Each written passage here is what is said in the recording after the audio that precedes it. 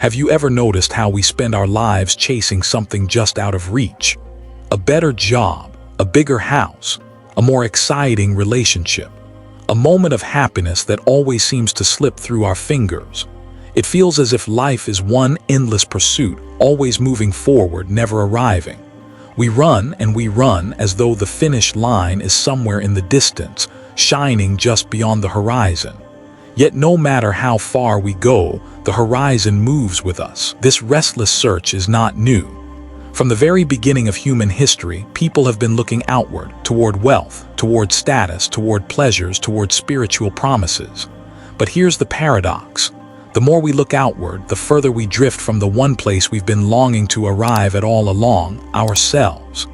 The Buddha once said that chasing after worldly desires is like drinking salty water when you are thirsty. The more you drink, the more parched you become. And if you look closely, you'll see this is exactly what happens in modern life.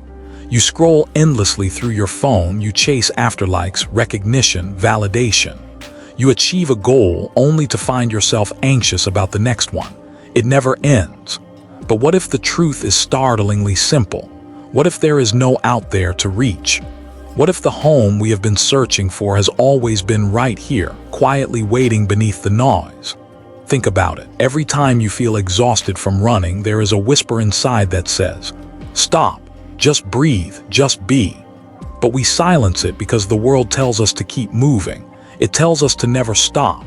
It convinces us that life's meaning is found in the next achievement, the next possession, the next milestone. Yet, the greatest discoveries in spiritual history have never been about arriving at some distant land. They have always been about returning to the breath, returning to awareness, returning to the stillness at the very center of who we are. Imagine for a moment that your life is a river. All your effort, all your chasing, all your striving is like paddling upstream, exhausting, relentless, never-ending. But the moment you stop resisting, the current carries you naturally. And where does it take you?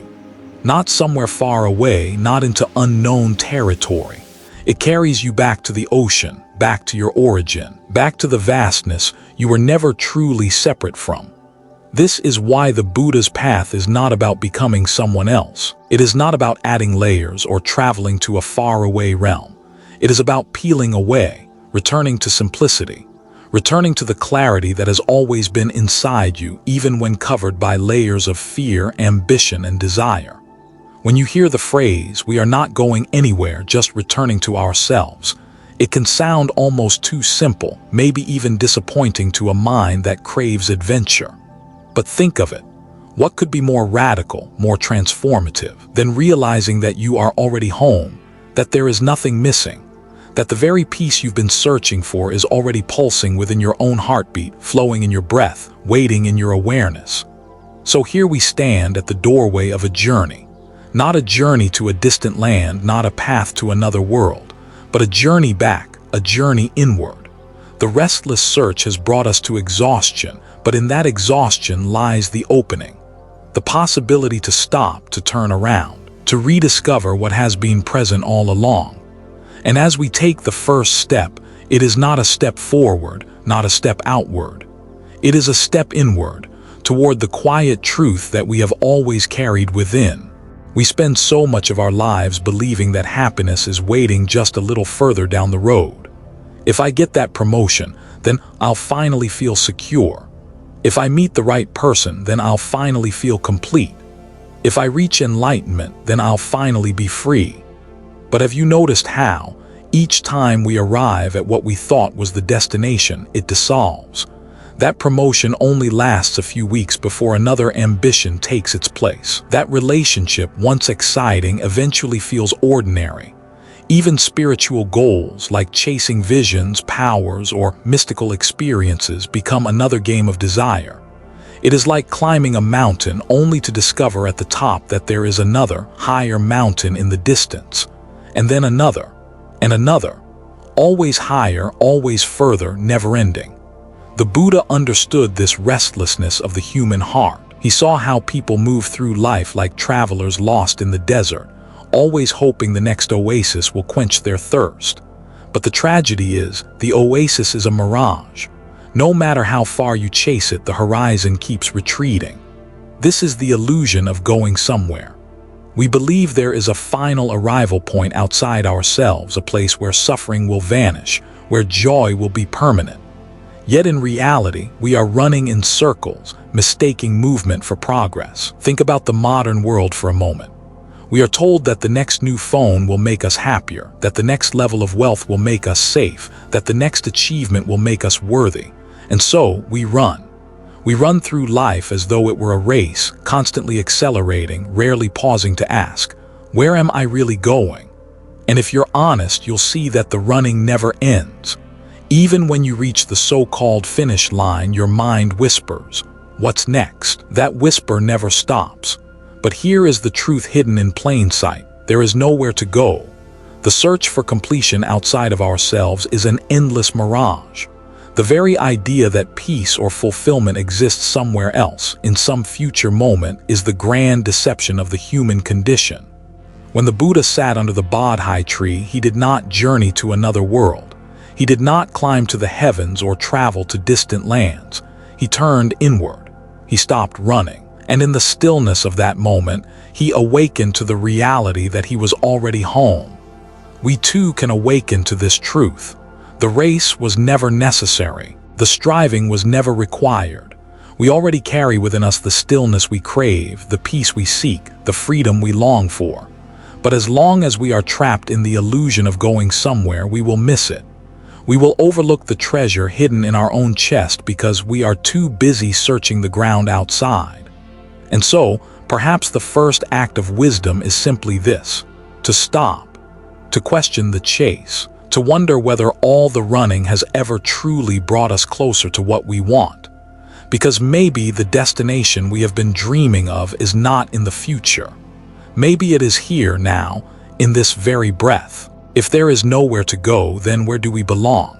If chasing outward only leads us deeper into exhaustion, then what remains? What remains is home. Not a home of bricks and wood, not an address on a map, but something more ancient, more intimate. The home we carry inside, the original home of awareness, stillness, and presence. From the very beginning, you have always been complete. Beneath the noise of your thoughts, beneath the waves of your emotions, there is a clear sky of being that has never been disturbed. It does not need to be fixed, improved, or decorated. It only needs to be recognized. Buddhist teachings often speak of this as our true nature. Like the sun hidden behind clouds, it has never disappeared. The clouds may come and go, but the light is always shining, waiting to be seen. But here's the challenge: we forget. We identify with the passing clouds, the roles, the fears, the ambitions, and we overlook the sun. We confuse the temporary with the eternal. And so we wander, searching for light outside when the radiance has always been within. Imagine a person searching desperately for water while standing at the edge of a vast ocean. They are dying of thirst, looking everywhere, not realizing that they are surrounded by abundance. That is the human condition. We chase after droplets when the sea of peace is already within us. This is why the Buddha never offered enlightenment as something to be given. He didn't hand out a treasure to his disciples. He simply pointed to what was already there. His role was not to provide the light, but to remove the blindfold. And what happens when we glimpse this original home? Something remarkable. The endless hunger that drives us begins to soften. The frantic pace slows down. A deep exhale arises, as if we had been holding our breath for a lifetime. Suddenly, ordinary moments shimmer with quiet beauty. The taste of tea, the sound of rain, the warmth of a friend's smile. These are not grand achievements, yet they reveal the profound when seen from the ground of our true nature. Returning home does not mean escaping the world. It does not mean renouncing life or abandoning responsibility. It means living from the center rather than the surface. It means carrying stillness into motion, awareness into action, presence into relationship. And the truth is, you have already touched this home before. Think of a time when you felt completely at peace for no reason at all. Perhaps sitting under a tree, watching a sunset, or simply breathing in the quiet of the night. For a moment, the search stopped. For a moment, you were not lacking. That is a glimpse of the home within. The path of practice is not about building something new, but about remembering what has always been. It is about turning gently inward, peeling away the noise, and rediscovering the simplicity of just being. And in that rediscovery, the restless question of, where do I need to go, begins to dissolve, because the answer is not out there. The answer has been waiting here in the original home of your own heart. If our original home has always been within us, then why is it so hard to live there? Why do we keep wandering restless as though something is still missing? Because the modern world has built 1,000 doors leading away from ourselves, and every day we walk through them without even noticing. Think of the phone in your hand.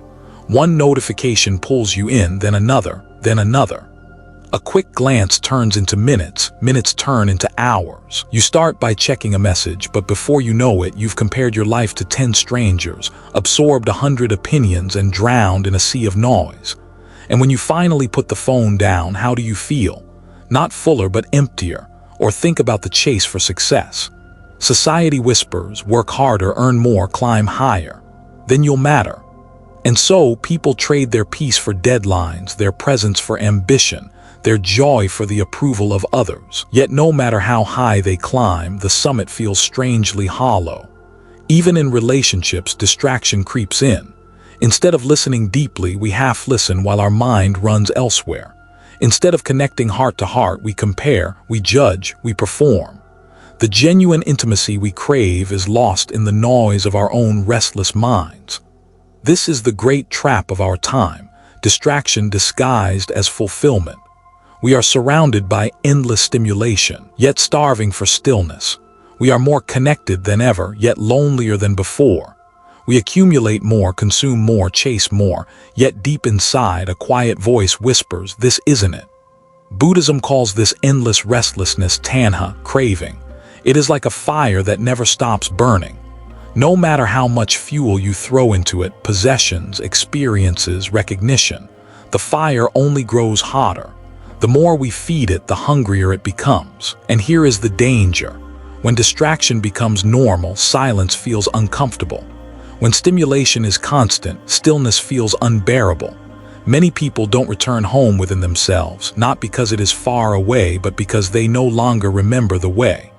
Yet the truth is, the door has never been locked. It only requires the courage to pause, to put down the noise even for a moment and notice what is here beneath the chaos. The trap of distraction is powerful, yes, but every trap has an exit.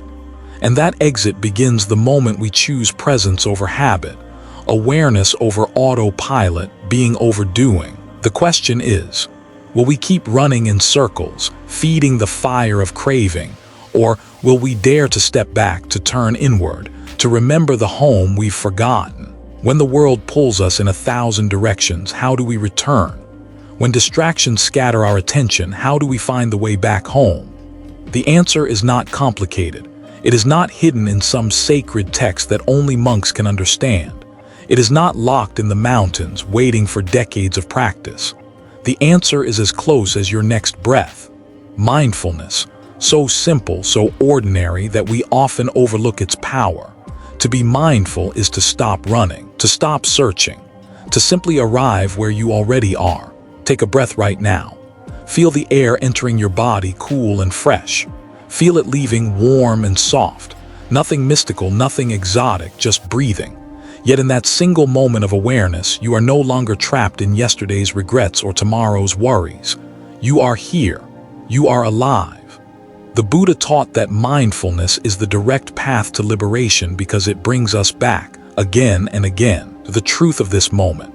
Every time the mind runs away, mindfulness is the gentle hand that guides it home. And the beauty of mindfulness is that it can be practiced anywhere. Washing the dishes, you can feel the warm water on your hands, the texture of the plate, the rhythm of your breath. Walking down the street, you can notice the sound of your footsteps, the breeze brushing against your skin, the simple miracle of being alive. When you eat, you can truly taste. When you listen, you can truly hear. When you look into the eyes of someone you love, you can truly see them, not through the haze of distraction, but with the clarity of presence. This is not about adding something new to your life. It is about uncovering what has been hidden beneath layers of noise. Each mindful breath, each mindful step, is a step away from illusion and a step back into reality. And here is the secret. Mindfulness is not a technique to escape life, but a way to inhabit it fully. When you are mindful, you are not retreating from the world, you are finally meeting it. You are meeting yourself, your emotions, your thoughts, your body exactly as they are. No judgment, no resistance, just awareness. Of course, the mind will wander, it will resist. It will pull you into old habits and restless patterns. That is its nature. But mindfulness is not about perfection. It is about returning again and again with kindness. Each return is a victory. Each return is a homecoming. And over time, something shifts. The fire of craving begins to cool. The trap of distraction loosens its grip. You discover a quiet strength within you, a stillness that is not shaken by the noise of the world. So the invitation is simple: come back. Breathe, feel, live fully in this moment. Because every time you do, you are not going anywhere new. You are only returning to the home that has always been yours. For most of our lives, we've been told that we must keep reaching, keep striving, keep chasing. More wealth, more recognition, more success. Even in spiritual practice, the mind whispers, if I meditate longer, if I practice harder, maybe then I'll finally arrive. But have you noticed the trap? The chase never ends. Each desire once fulfilled gives birth to another. Each achievement once reached quickly fades. It is like pouring water into a jar with no bottom. You can give everything you have, yet it never feels enough. This is why the Buddha taught that freedom does not come from adding more, but from letting go. Liberation is not at the peak of the chase. It is in stepping out of the race altogether. Letting go does not mean rejecting life or abandoning responsibility. It means no longer carrying the unnecessary weight of attachment. It means loosening the grip of must-have, must-win, must be someone. Think of holding a rope that is burning your hands. The tighter you cling, the deeper the pain. But the moment you let go, the suffering ends. Nothing magical, nothing distant, just release. And the same is true for the heart. We carry so many burdens: the need to prove ourselves, the fear of being left behind, the endless comparisons to others. These burdens are heavy, not because life demands them, but because we refuse to set them down. When we let go, a space opens.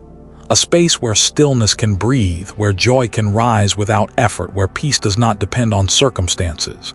In that space, life becomes lighter, freer, more alive. But letting go is not always easy.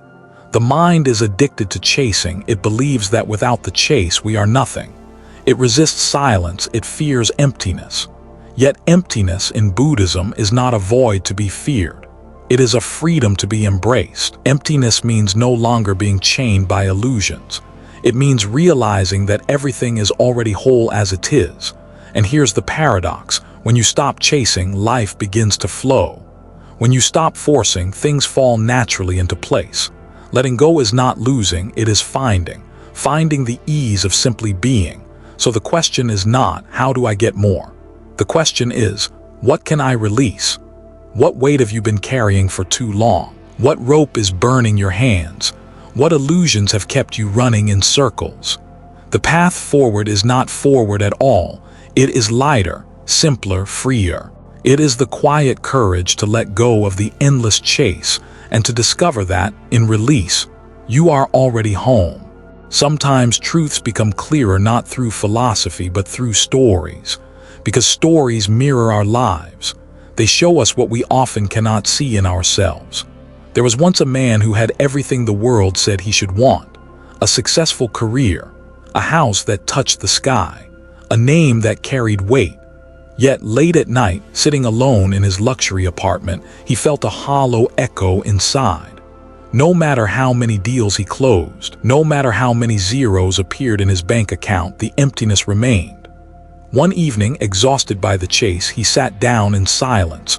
No phone, no television, no distractions. At first, it felt unbearable, as though the silence itself was mocking him. But slowly, beneath the discomfort, he heard something he had long forgotten: the sound of his own breath. In that moment, he realized that peace was not hiding in the next success.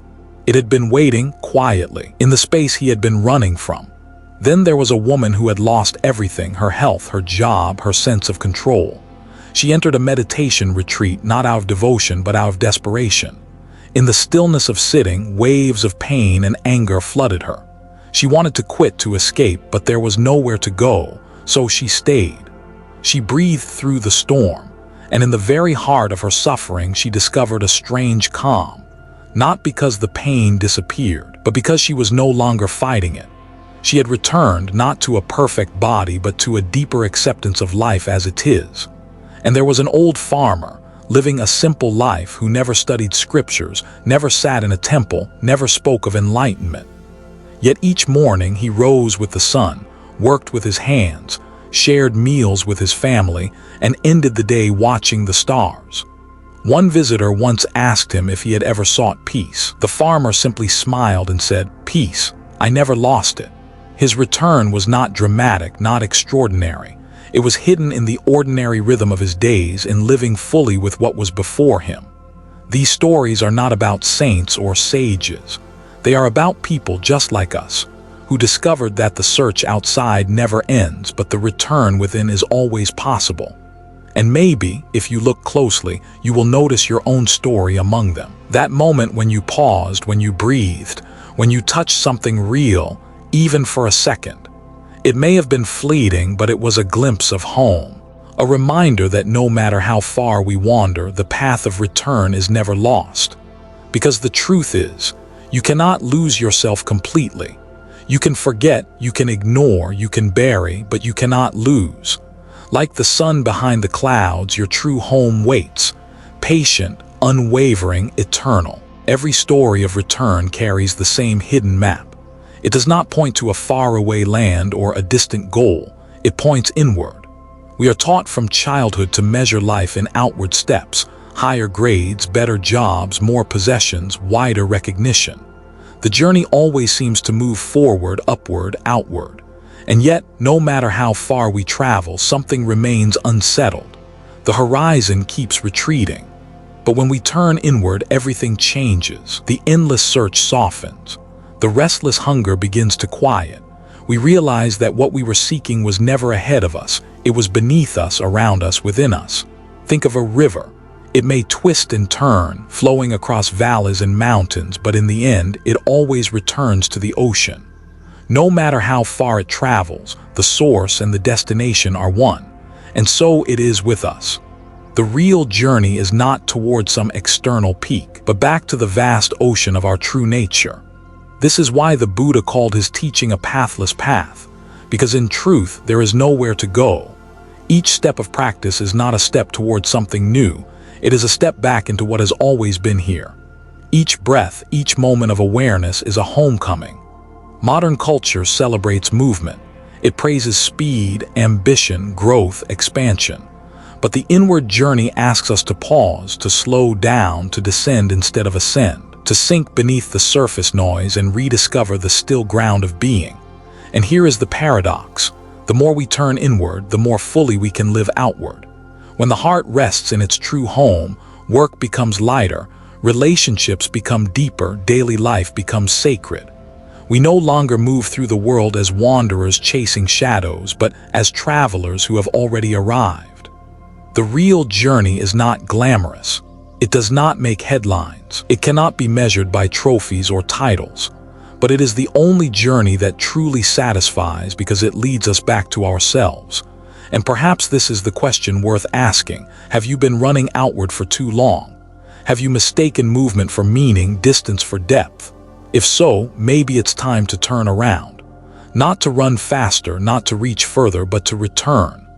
Because in the end, every outward journey, no matter how grand, no matter how far, only makes sense when it leads us back home. When we return inward, something subtle but profound begins to unfold. Life doesn't suddenly become free of problems. The bills still arrive, the body still ages, the world still spins in chaos. But the way we move through it all is transformed. Living from the true self is like standing at the quiet center of a storm. The winds of gain and loss, praise and blame, joy and sorrow, they may whirl around, but they no longer sweep us away. We feel them, yes. We are human after all. But instead of reacting blindly, we respond from a place of stillness, of clarity. Imagine meeting someone who doesn't need to prove anything. Their words are simple, their presence calm, their smile unforced. They are not trying to be impressive, not chasing attention, not polishing an image. They simply are. That is the fragrance of someone living from the true self. Their life is not performance, it is authenticity. And authenticity has a quiet power. It draws people in, not because it dazzles, but because it feels real. When you live from the true self, others sense it. They relax around you. They feel safe, seen, understood. Your very presence becomes an offering. Living from the true self also changes how we see success. No longer is it about climbing higher or collecting more. Success becomes alignment between what we do and who we are. Washing dishes with full attention becomes as meaningful as signing a contract. A conversation with a loved one becomes more precious than applause from strangers. Life is no longer measured in achievements but in depth of presence. But make no mistake, living from the true self is not passive. It does not mean withdrawing from the world, hiding in silence. It means engaging with the world from a place of wholeness. Your work becomes service, not ego. Your actions become expressions of compassion, not strategies for approval. You give not because you must, but because giving is your nature. And perhaps the most beautiful part is this: when you live from the true self, you stop running. You stop chasing the illusion of becoming someone else. Instead, you rest in the miracle of simply being who you already are. This is the freedom the world cannot sell you, the treasure it cannot steal. The freedom of a heart unchained, a life lived from the ground of truth. And when you taste even a glimpse of this freedom, you know this is what the whole journey has been for. Not to reach a destination, but to discover the one who has been walking all along. From the very beginning, we thought we were travelers, searching, striving, moving endlessly forward. We believed peace was ahead of us, somewhere beyond the next horizon. But now, after all the steps, all the wandering, the truth is clear. There was never anywhere to go. The destination has always been here, waiting within the quiet chambers of our own hearts. Returning home is not a grand event. It is not marked by trumpets or fireworks. It happens in the simplest of ways, when you pause, breathe, and recognize that this moment as it is enough. The search dissolves, and in its place, a gentle presence blooms. Home is not a place. It is not bound by walls or defined by coordinates. Home is the still point where you no longer run from yourself. It is the soft ground of being that supports every step. It is the silence beneath all noise, the light beneath all shadows. And here is the beautiful secret: you have never truly left.